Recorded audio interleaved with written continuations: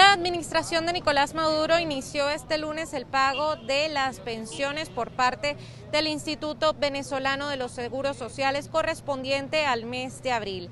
Estas tuvieron un incremento en su monto de 7 bolívares a 130 bolívares, pero la verdadera pregunta ¿es suficiente para los pensionados? ¿Le parece que está bien una pensión de 130 bolívares? Eso es absurdo, es una limosna. Para una persona que ha pasado toda su vida trabajando y cotizando, 130 es una limosna, amor. La cesta básica está, bueno, quintuplicada por eso. Bueno, mi hija, no nos queda otro remedio que conformarnos. ¿Qué más nos queda, mi amor? Eso no alcanza. Las medicinas, si las consigues, no las puedes pagar, porque esto no te alcanza. Si consigues la comida que está esto, ya cuando a ti te aumentan este sueldo, la comida en la calle ya te la han aumentado 3 veces, ¿cómo la vas a comprar? Consultados aseguran que si no fuera por la ayuda de familiares tanto en Venezuela como en el exterior, no podrían costear medicinas ni alimentos. El pasado viernes, gremios y sindicatos de pensionados y jubilados de Venezuela denunciaron que este incremento no es suficiente para satisfacer las necesidades de este sector en el país y además llamaron a un nuevo pancartazo para el próximo 29 de marzo. Desde Caracas, Venezuela, Irene Mejías. $455 fue el costo en febrero de este año de la canasta básica de alimentos, teniendo un alza de 61% en comparación al mismo periodo de 2021, cuando eran necesarios unos $282 para una familia de 5 integrantes. Así lo aseguró el Sendas.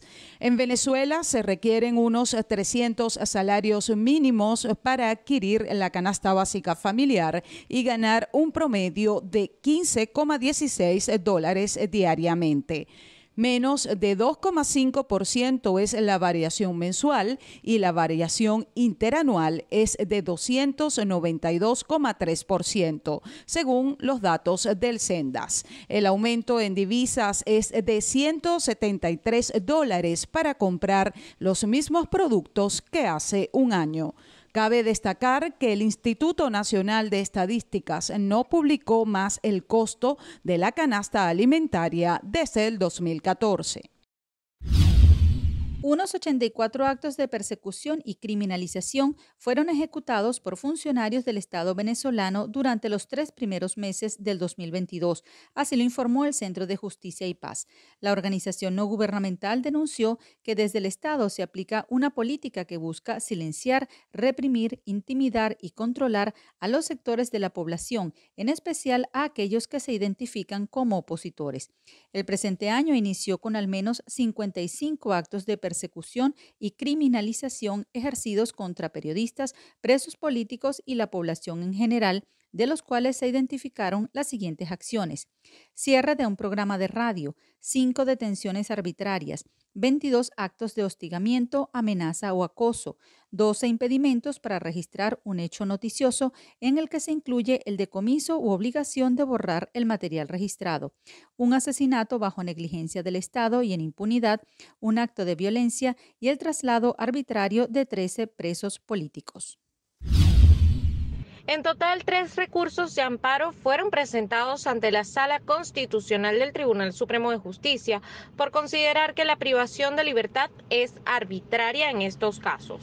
Estos presos políticos de naturaleza militar están privados de su libertad desde el año 2018 y el amparo tiene como propósito solicitar al Tribunal Supremo de Justicia, específicamente a la Sala Constitucional, quien es la competente de acuerdo a la normativa interna, de poder otorgar la libertad inmediata a estas personas debido a que se inscriben dentro de los criterios de lo que se considera por la normativa internacional y los instrumentos nacionales como una privativa ilegítima de libertad o una detención arbitraria. Zambrano denunció que varios de los jueces en casos de presos políticos militares en el país son designados directamente por el Poder Ejecutivo, lo que viola el principio de imparcialidad.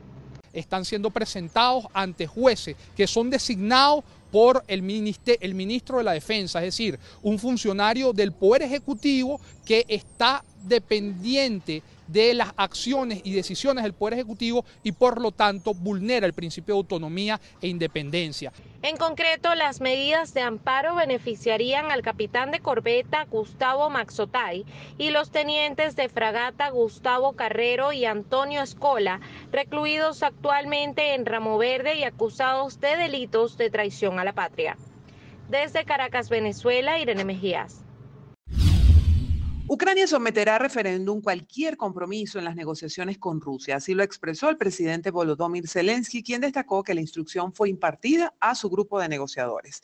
Entre tanto, 21 socorristas murieron y 47 ucranianos resultaron heridos por bombardeos rusos desde el inicio de la invasión. Así lo anunció el Servicio Estatal de Emergencias de Ucrania. Además, aseguró el organismo que según la Convención de Ginebra, estos ataques son considerados un crimen de guerra. Las fuerzas rusas secuestraron a 3 periodistas y un editor jubilado de un periódico local con sede en Melitopol, al sur de Ucrania y ocupadas por rusos. Mientras tanto, 10 millones de ciudadanos huyeron de sus hogares en Ucrania, señaló la Agencia de Refugiados de las Naciones Unidas. La mayoría de ellos son desplazados internos y el resto se han refugiado en países vecinos. Por su parte, el portavoz del Pentágono, John Kirby, informó que Estados Unidos tiene conversaciones activas con otras naciones para proporcionar a Ucrania capacidades de defensa aérea de largo alcance. En el sector San Antonio del Valle vive junto a su madre, Carolina, una mujer de 51 años con un síndrome de Down leve que no le ha impedido educarse en diferentes oficios. Piñatería, me gusta, ¿sabes? Que yo los bolsos los desbarato, todos los bolsos que me gustan los desbarato, entonces por ese bolso yo los ahora le hago las cosas a la Barbie, que le hacía los monos, los cortaba yo misma de mi cabeza, hacía todas mis cosas, bueno, lo que me gusta.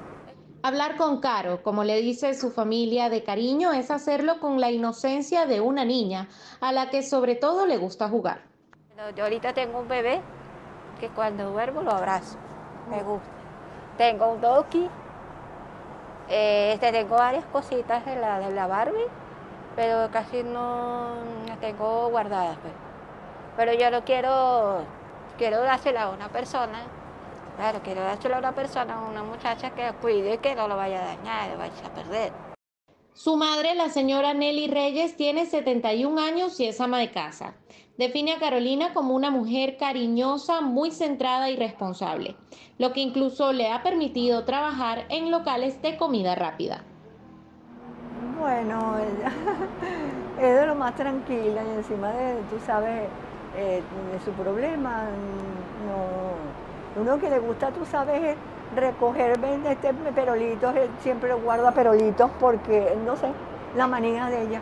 Sí. Ella le gusta mucho a los niñitos, le fascina, ella es muy maternal, es muy responsable y tú le dices una cosa y eso es, o sea, es centrada, pues. En Venezuela, organizaciones como Avepane, Fundadaun y Avecit brindan ayuda y capacitación a familias con personas que padezcan de esta condición. La inclusión social, el respeto y sobre todo el amor serán las claves entonces para todas las familias que tengan un miembro que padezca de esta condición. Desde Caracas, Venezuela, Irene Mejías. Para que Venezuela cuente en un lapso perentorio con un poder judicial renovado, un poder judicial remozado y un poder judicial que garantice una justicia rápida, una justicia justa, valga la redundancia, y que sobre todo atienda a aquellos que más cuidados y atención merecen por parte del Estado. Entonces nos congratulamos de recibir hoy aquí al Contralor General de la República en su condición de presidente y a los restantes miembros del Consejo Moral Republicano. Hemos recibido 254 nombres, ya la pelota está en el campo del Parlamento Nacional y cuente el pueblo de Venezuela que buscaremos que sean las y los mejores, aquellas y aquellos que en los próximos 12 años cumplirán con la grave misión de administrar la justicia en Venezuela en su más alto nivel. Buenas tardes. Jesús Armas, director de la organización no gubernamental Monitor Ciudad, aseguró que las tuberías de Caracas permanecen cerca de 100 horas a la semana vacías. Que en promedio los caraqueños pasan 100 de las 168 horas posibles de la semana sin servicio al agua, es decir, más o menos el 65% del tiempo tienen las tuberías vacías los habitantes de Caracas. Y esto se puede agravar y hay fallas puntuales que hacen que muchos sectores pasen semanas sin poder tener acceso a este servicio. Los habitantes de Caracas denunciaron que existen sectores en donde no reciben el servicio de agua desde hace 4 meses o más. Tenemos una problemática que tenemos que agarrar agua de lluvia y tenemos 4 meses sin recibir el vital líquido. Esto queda frente de un acueducto que inauguró el comandante Chávez el día 6 de febrero de 2010.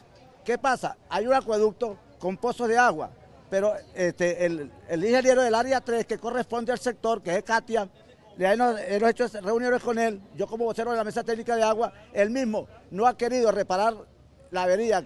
El dirigente social explicó la situación en la que se encuentran los sistemas TUI 1, 2 y 3, los cuales surten de agua a la Gran Caracas. El sistema TUI 1 prácticamente no está funcionando. El sistema TUI 2 está funcionando a la mitad de la capacidad y el sistema TUI 3 está funcionando a toda su capacidad. Sin embargo, hemos visto a lo largo del año, igual que el año pasado, paradas no programadas, tanto de TUI 2 como TUI 3, y cada vez que hay una parada no programada de estos sistemas, vemos cómo sufren sectores completos. Por ejemplo, en la última parada no programada del sistema de TUI 2, vimos como sectores de Baruta y por supuesto todo el municipio de Sucre sufrió muchísimo, en especial vimos a vecinos de Petare saliendo a la calle protestando, y la verdad es que no hay voluntad política y no hay un plan claro de Hidrocapital ni Hidroven para rehabilitar los acueductos del país. Por último, Armas denunció que Hidrocapital solo ejecutó 34% de las obras presupuestadas entre 2002 y 2015. Desde Caracas, Venezuela, María Alejandra Silva. El 50% de los migrantes que salen de Venezuela comen una sola vez al día. Y el 25% de los niños son separados de sus madres al salir por la frontera. ¿Qué hace que una persona venezolana se convierta en un migrante que salga del país en las condiciones, sin pensar en lo que va a pasar? La crisis humanitaria compleja, muchas veces problemas de salud, tenemos un gran número de mujeres embarazadas, el 47 de los 6 millones de venezolanos que han salido de Venezuela, 49% son mujeres. La mayoría de las migrantes refugiadas, es decir, el 36%, tienen entre 18 y 34 años. El 6% de esa población estaba embarazada. El 42% de esa población de mujeres que migra no tiene estatus migratorio y el 24% tiene una visa temporal.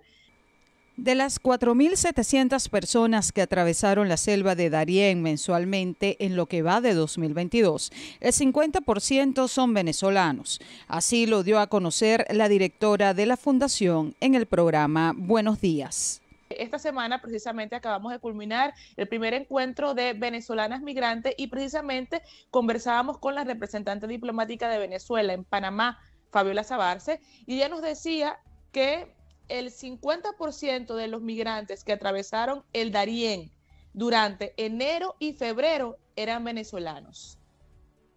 Aproximadamente 4.700 personas pasan la selva del Darién mensualmente, de los cuales la mitad de esta población es venezolana.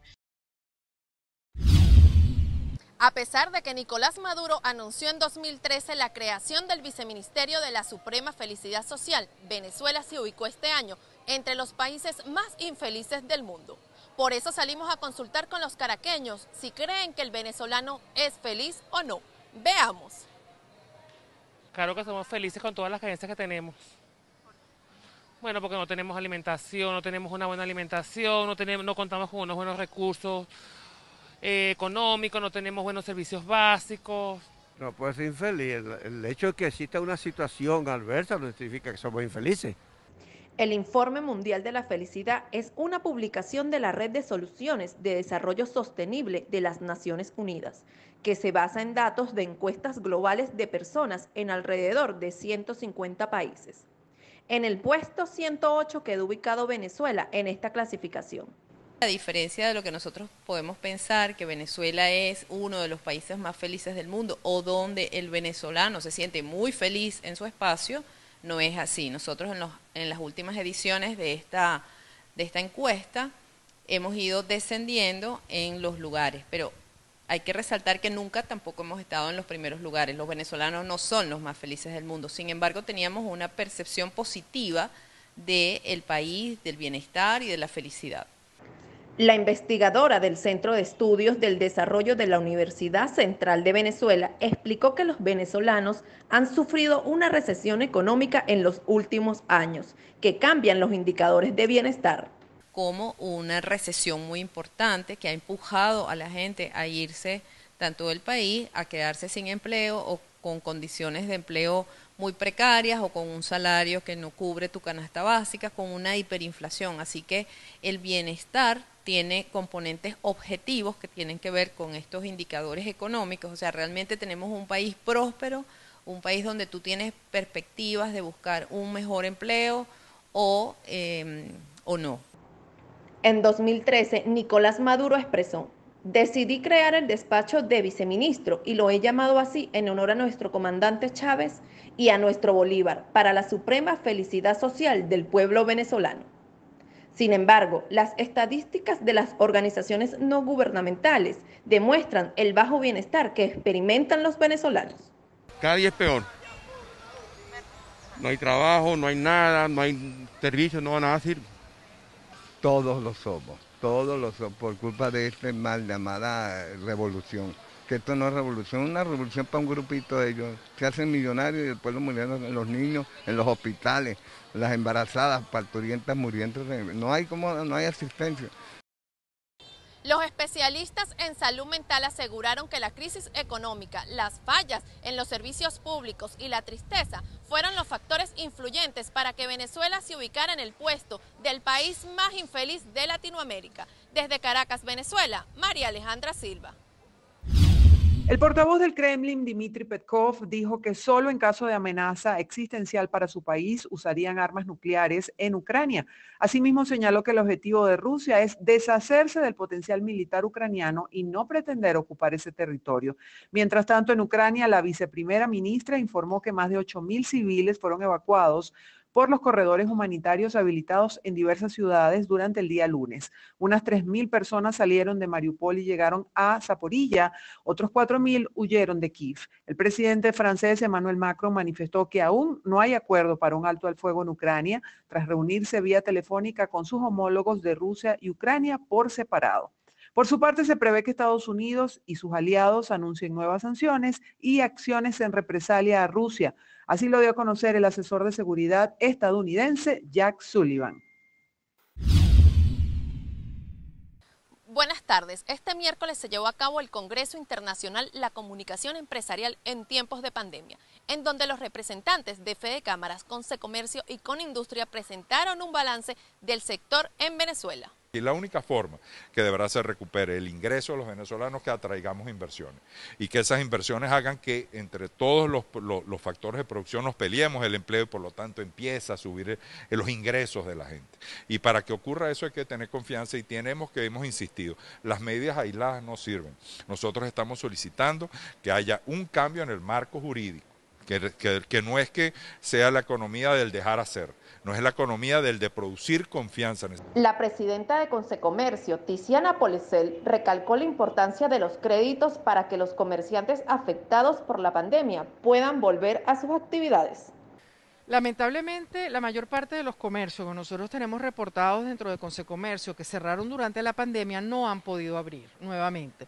Esto es justamente debido a, entre otras cosas, el tema del crédito. Si no tienes de alguna forma esa ayuda, ese apoyo, el comercio es imposible que, si no pudo sobrellevar la pandemia, ahora pueda abrir. Con relación a los sueldos, el sector comercio estaba ya en promedio por arriba de ese salario mínimo.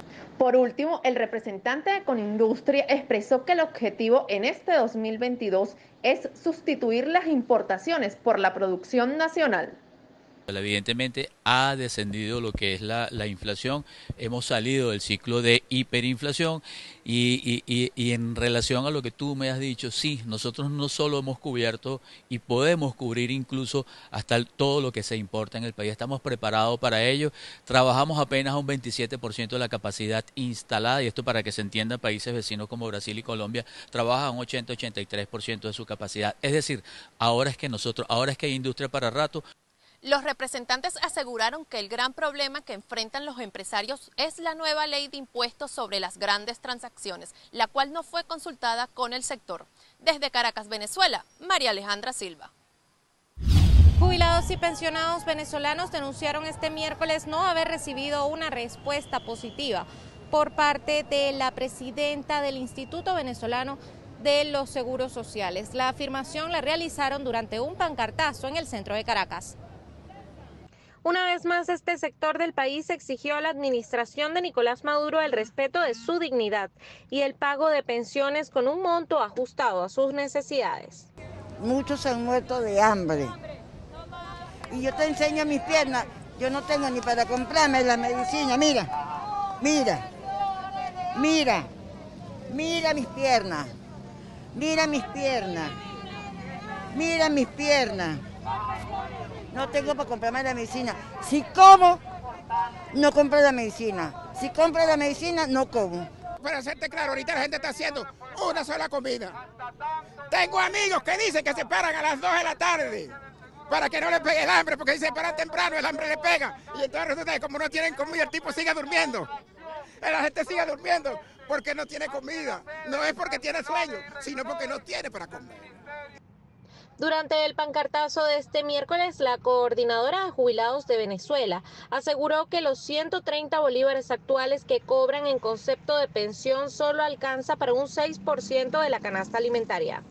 4 o 5 productos de la canasta alimentaria es lo que se puede adquirir con 130 bolívares, que significa $1 diario, y por debajo de 1.96 dólares, que es la marca internacional de la pobreza.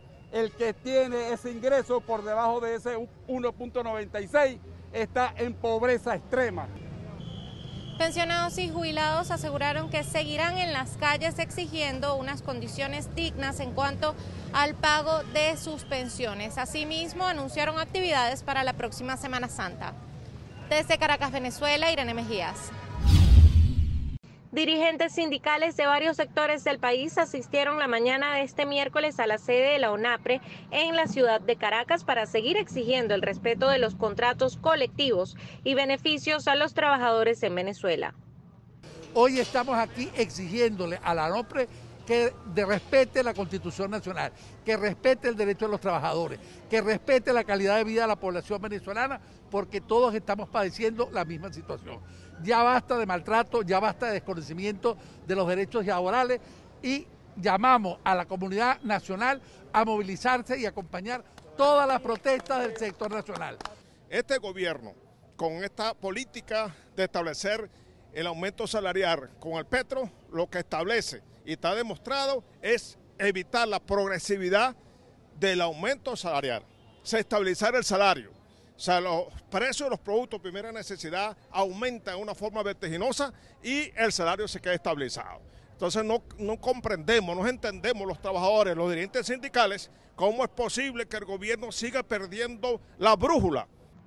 Después de entregar un documento en la sede de la ONAPRE, trabajadores aseguraron que se mantendrán en la calle hasta tanto no sean escuchados por la administración de Nicolás Maduro y el próximo 6 de abril tomarán las inspectorías de trabajo de todo el país. Desde Caracas, Venezuela, Irene Mejías.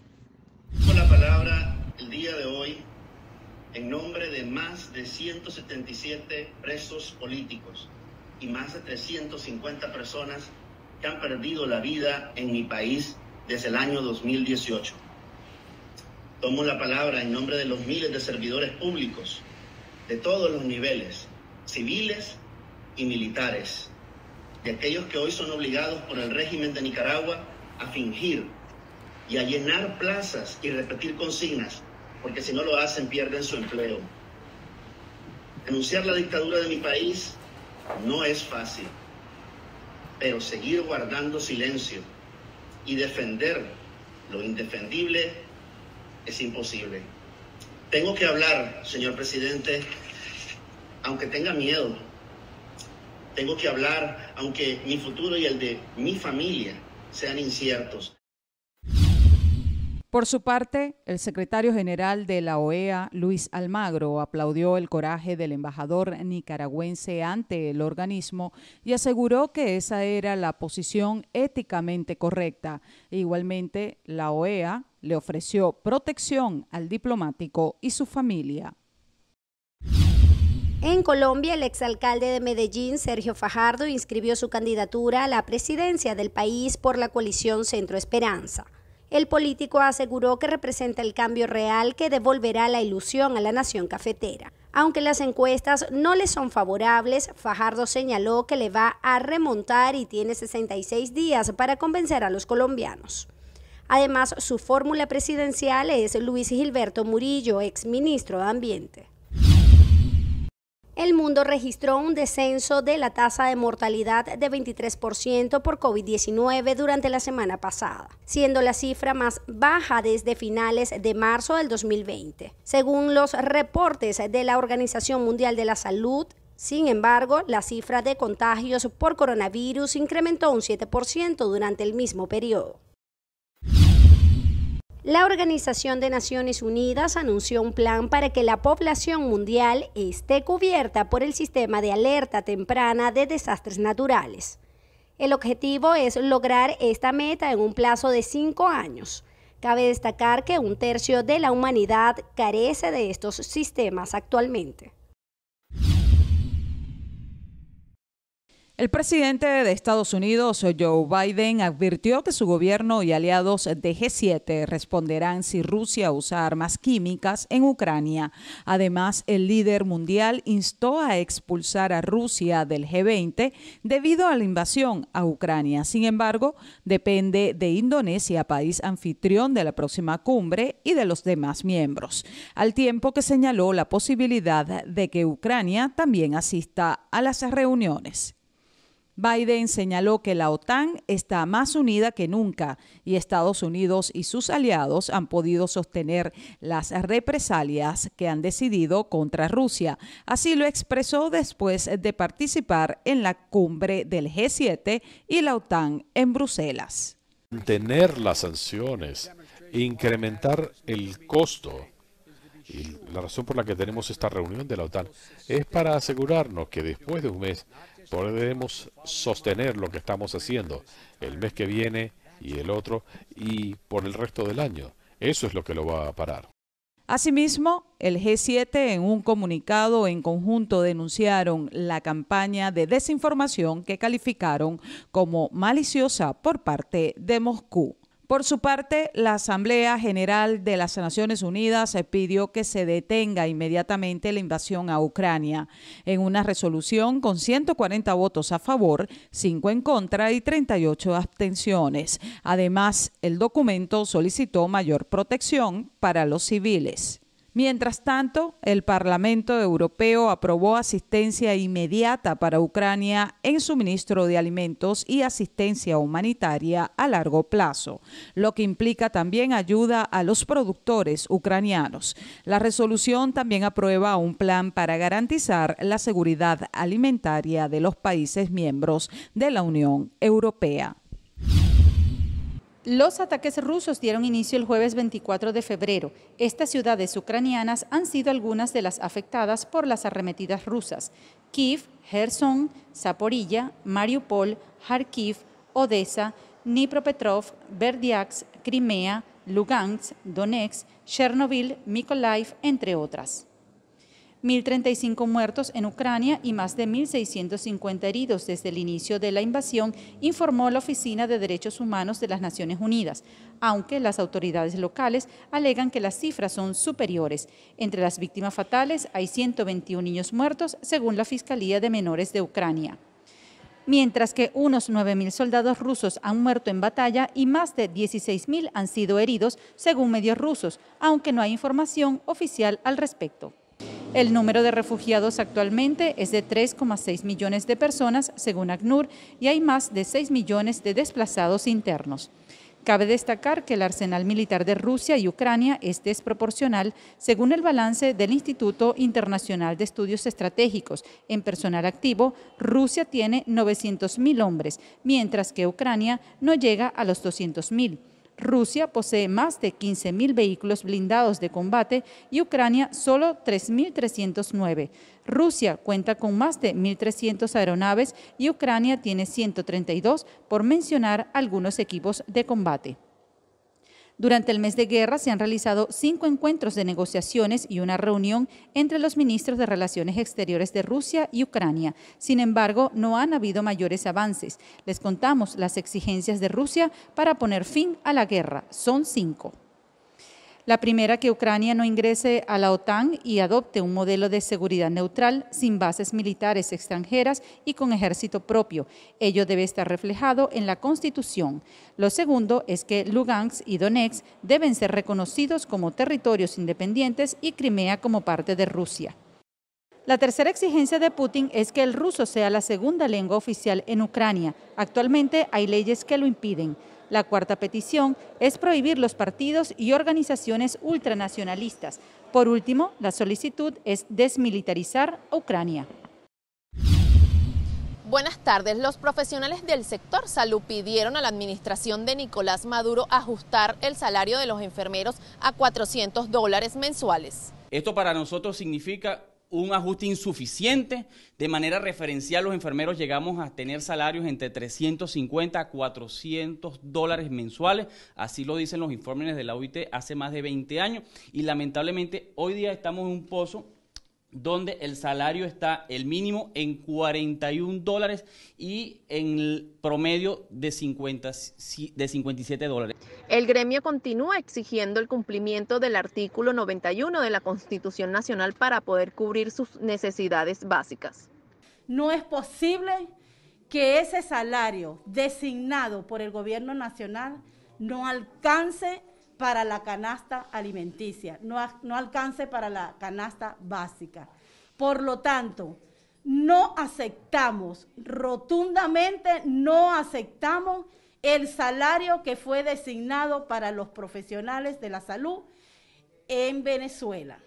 Los trabajadores de la salud aseguran que sus salarios deben llegar al promedio de América Latina, que sobrepasa los $400 mensuales. Nosotros, por referencia en Latinoamérica, donde el salario está en promedio en $300, eso debería ser sueldo mínimo de los trabajadores. Y la fuerza profesional debe estar por lo menos en $400 a $600, eso de referencia en Latinoamérica. Por supuesto, hay otros países que están por encima a ellos y por eso nosotros tenemos que impulsar que esto que acabaron de declarar es insuficiente.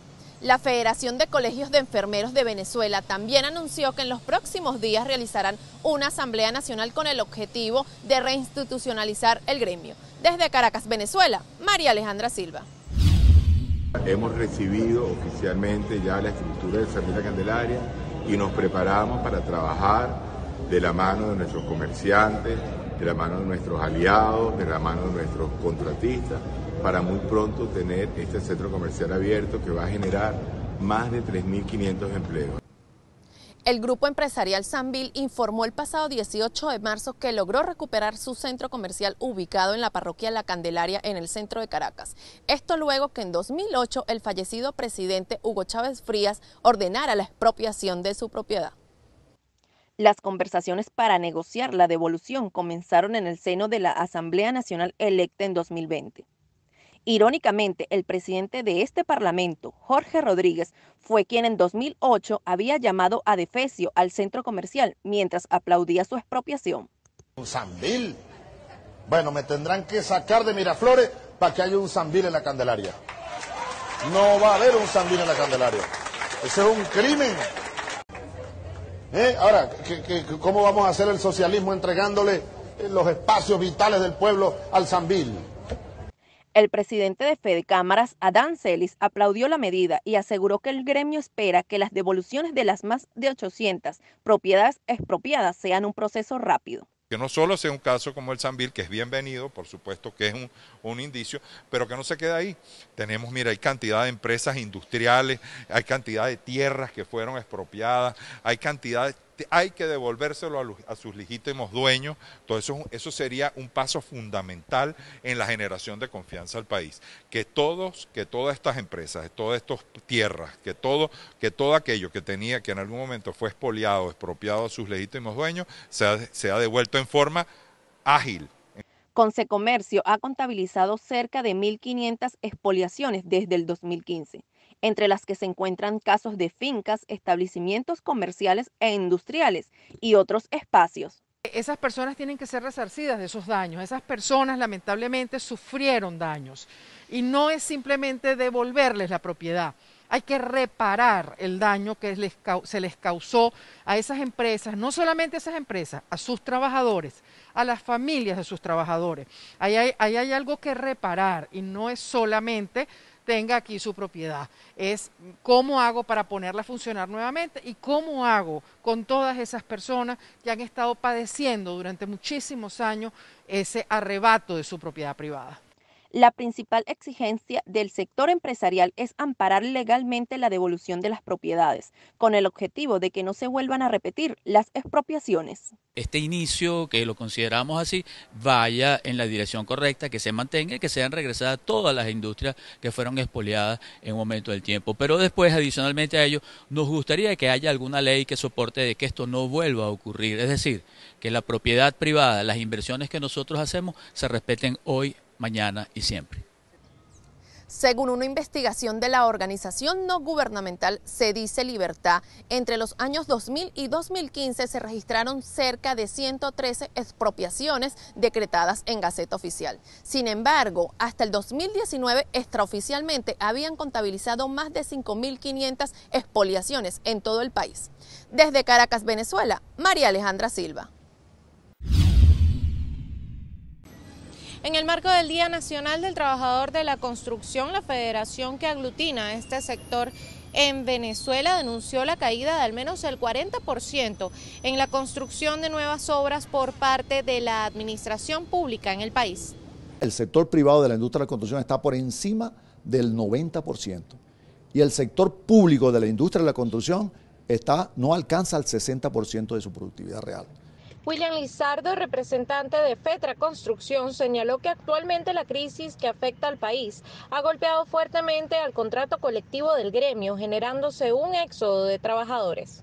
El éxodo de venezolanos ha traído como consecuencia que mucha mano de obra calificada se ha ido del país y hay unos jóvenes que se incorporan al mercado de trabajo y queremos que esos jóvenes tengan la misma opción que han tenido estos venezolanos o este número de venezolanos que hoy por hoy se encuentran en el extranjero compitiendo como lo han hecho en otros sectores como es la salud, que muchos venezolanos han tenido que emigrar y bueno, y están compitiendo porque los venezolanos hemos siempre destacado por la calidad en lo que hacemos y lo que producimos.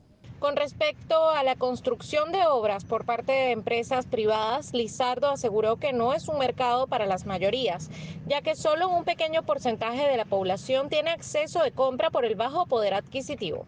Hay un 10% de venezolanos que acumula grandes capitales y que están haciendo inversiones de este tipo que tal vez no puedan hacer en el extranjero, pero la están haciendo, qué bien la están haciendo en Venezuela. Pero eso no resuelve el problema de fondo de los trabajadores de la construcción. Quien resuelve el problema de fondo es aquello que se venía haciendo como una práctica social en Venezuela, que era la vivienda. Porque todo producto, como el producto final, que era la vivienda, no se puede realizar hoy por hoy porque el mercado financiero, el salario de los trabajadores no le permiten concurrir a la banca para calificar con un crédito, por muy pequeña que sea la vivienda que él tenga o el costo de la vivienda, porque no hay condiciones salariales. Por último, FETRA Construcción indicó que desde el año 2007 no se realizan obras significativas en Venezuela y que este sector cuenta actualmente con unos 36.000 trabajadores. Desde Caracas, Venezuela, Irene Mejías. La muerte de un ser querido siempre será un momento difícil para cualquier persona. Sin embargo, en Venezuela, al dolor y el luto se le suman los altos costos de los servicios funerarios y entierros. En este caso, un promedio aproximado para un servicio funerario para cremación, con la cremación incluida, en el país no debería bajar aproximadamente los 700 o 650 dólares. Es un ejemplo, un estimado, porque todo depende del caso del servicio en el que nos enfrentamos. Todo depende de la causa de muerte, el lugar de fallecimiento, la capacidad corporal del cuerpo, el tiempo de velación que vaya a llevar. En Caracas, un servicio de velación y cremación no cuesta menos de $700, lo que equivale a 24 salarios mínimos, y en algunos lugares, como en el Cementerio del Este, alcanza los $1.200. Mientras que un entierro puede duplicar la cifra si los familiares no cuentan con una parcela previamente. Ante estos precios han surgido comerciantes informales que no cuentan con los permisos necesarios para cubrir los servicios funerarios. Nos hemos visto muy afectados, principalmente en los periodos de la pandemia, por el nacimiento de comerciantes informales que han nacido, que han florecido recientemente por servicios mal manejados en las instituciones públicas directamente hacia los cementerios o crematorios, sin el debido trato legal que deban tener este oficio. El representante de las funerarias y cementerios detalló que el problema del combustible también aumenta los costos y pidieron que el sector sea priorizado para adquirir gasolina subsidiada. Esto sí afecta significativamente a nuestro sector, puesto que somos un sector público prácticamente donde no podemos esperar a hacer cola con nuestros vehículos y condicionar las salidas de nuestros fallecidos o las búsquedas de ellos en el lugar de fallecimiento por no tener el combustible. Sin embargo, hay municipios más afectados que otros, estados más afectados que otros, o lugares donde con normalidad existen bombas subsidiadas y puedan acceder al combustible. Algunas alcaldías y gobernaciones cuentan con ayudas económicas para cubrir los servicios funerarios y entierros de las personas de bajos recursos. Sin embargo, esto con el pasar de los años se ha ido eliminando. El Observatorio Venezolano de Violencia registró en 2021 11.081 muertes violentas, lo que significa una tasa de 40,9 homicidios por cada 100.000 habitantes. La ley establece que estas víctimas no pueden ser cremadas, por lo que a los familiares se les hace cuesta arriba cubrir con un servicio funerario más un entierro. Desde Caracas, Venezuela, María Alejandra Silva. Aproximadamente a las 11 de la mañana, un sujeto desconocido lanzó una granada contra un supermercado en el oeste de la ciudad de Maracaibo, estado Zulia, en la curva de Molina. El artefacto explosivo fue arrojado en la parte interna del supermercado Fiorella Supermarket. Según testigos, la explosión dejó a 4 personas heridas. Una de ellas presenta lesiones importantes. Todos los afectados fueron trasladados hasta el Servicio Autónomo Hospital Universitario de Maracaibo para ser atendidos. Las inmediaciones del automercado se encuentran acordonadas por funcionarios de la PNB, SEBIN, la Dirección Antiextorsión, el equipo de respuesta especial y la Policía Regional. El ministro ucraniano de Exteriores, Dmytro Kuleba, desmintió las declaraciones del presidente turco Recep Tayyip Erdogan sobre un acuerdo entre Moscú y Kiev en 4 de 6 puntos discutidos como parte de las negociaciones para un posible cese al fuego. La Organización de Naciones Unidas tiene información que confirma la existencia de fosas comunes en Mariupol. Estiman que una pueda contener 200 cuerpos humanos. Así lo señaló Matilda Bogner, jefa de la misión de observación de los derechos humanos de la ONU en Ucrania. 600 personas sobrevivieron al ataque a Mariupol el pasado 16 de marzo tras un bombardeo ruso, informó un asesor del alcalde local. Más temprano informaron sobre la muerte de 300 personas aproximadamente. El ejército ucraniano aseguró que Rusia lanzó misiles de cruceros contra el centro de mando de la Fuerza Aérea Ucraniana, ubicado en el centro oeste del país. El presidente de Estados Unidos, Joe Biden, mostró decepción por no poder cruzar desde Polonia la frontera con Ucrania para evaluar por sí mismo el impacto de la guerra en ese país por razones de seguridad. Biden aseguró a la Unión Europea que aumentará las exportaciones de gas natural licuado de Estados Unidos y otros socios internacionales para ayudar al continente a huir del carburante ruso. El Papa Francisco consagró a Ucrania y Rusia al Inmaculado Corazón de María, pidiendo por la paz y la intercesión divina. Nosotros hemos perdido la senda de la paz. Hemos olvidado la lección de las tragedias del siglo pasado, el sacrificio de millones de caídos en las guerras mundiales. Para mejorar el humor, hazte el amor. Así reza una campaña en la ciudad de Medellín que busca precisamente incentivar la masturbación en los jóvenes. Sin embargo, dicha propuesta ha sido completamente polémica en redes sociales. Salimos a las calles de Caracas, campaña en mano, para preguntar a las mujeres cómo ven este tipo de iniciativas y sobre todo hablar sobre la masturbación. ¿Qué opinas acerca de la masturbación? Es normal, bueno, para algunas mujeres, para otras personas es algo fuera de lo común, pero yo pienso que sería algo normal. Todo lo referente al sexo es un tema tabú, dependiendo de las personas. Tenemos que aprender de que tocarnos no está mal, de aprender a conocer nuestro cuerpo. Creo que estoy de acuerdo con eso. En vez de que sea algo como un tabú, que sea más liberal. Tiene sentido que se incentive la campaña. ¿Por qué? Porque es algo que muchas mujeres le tienen pudor o le tienen un poco de pena hacerlo. No solamente hablar, sino hacerlo ellas mismas. Y está bien que se incentive para que tanto las mujeres se sientan bien como que la población general sepa que es algo normal hacerlo. Para Jaivik Cantor, terapista de parejas y especialista en educación sexual, la masturbación o autoejercicio de la función sexual es algo completamente normal, pese al tabú que existe para hablar del tema abiertamente en algunos sectores de la sociedad. Yo pienso que es un tabú más hablarlo que realizarlo. Que tú le preguntas a los hombres es súper normal, pero a las mujeres nos cuesta un poquito más de género hablar con libertad acerca de lo que es la masturbación. Como beneficios, Cantor comenta, por ejemplo, la liberación de hormonas que ayudan a la satisfacción y el bienestar de quienes la realizan, así como la prevención de enfermedades de transmisión sexual. Primero, que nos genera hormonas necesarias para vivir en bienestar, como la oxitocina, porque nos produce tranquilidad, felicidad, nos proporciona endorfinas, todo como si tuviéramos igual. Un orgasmo se puede tener con el autoejercicio de la función sexual. No es lo mismo porque no es lo mismo que te toquen, que te besen, esas palabras que te dicen. Pero con el autoejercicio de la función sexual puedes estar completamente relajada y puedes vivir en bienestar. Asegura que siempre y cuando no se realice de una manera compulsiva, no representa ningún riesgo para la salud. Lo más importante con respecto a estos temas es que más allá del tabú, sepas conocer tu cuerpo, lo que te gusta y lo que no, para vivir una sexualidad responsable. Desde Caracas, Venezuela, Irene Mejías.